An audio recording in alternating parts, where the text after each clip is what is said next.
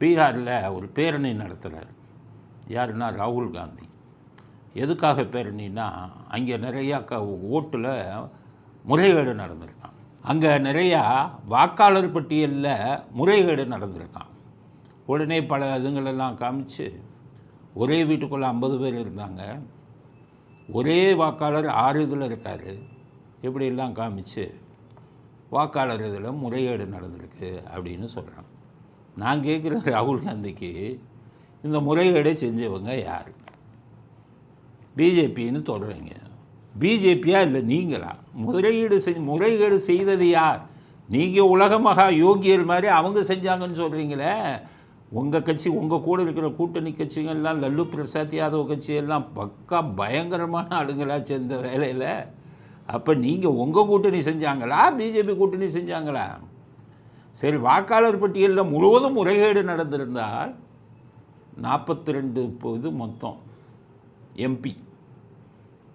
42ல் அந்த ஜனதாதள், நிதிஷ்குமாருடைய கட்சி, அவங்க 12 சீட்டு ஜெயிச்சிருக்காங்க. பிஜேபி 12 சீட்டு ஜெயிச்சிருக்காங்க.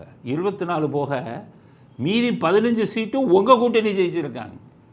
ஒரு சுயேட்சை ஜெயிச்சிருக்காங்க.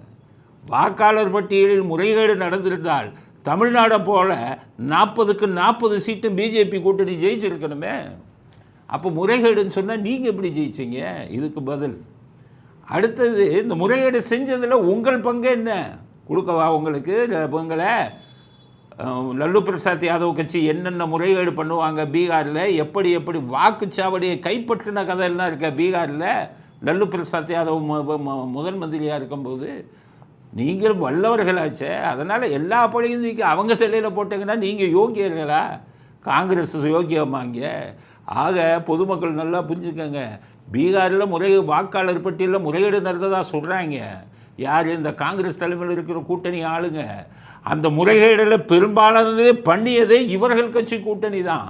முழுவதும் முறைகேடு நடந்திருந்தால் உங்களுடைய இந்தியா கூட்டணி 15 சீட்டு எப்படி ஜெயிச்சான்?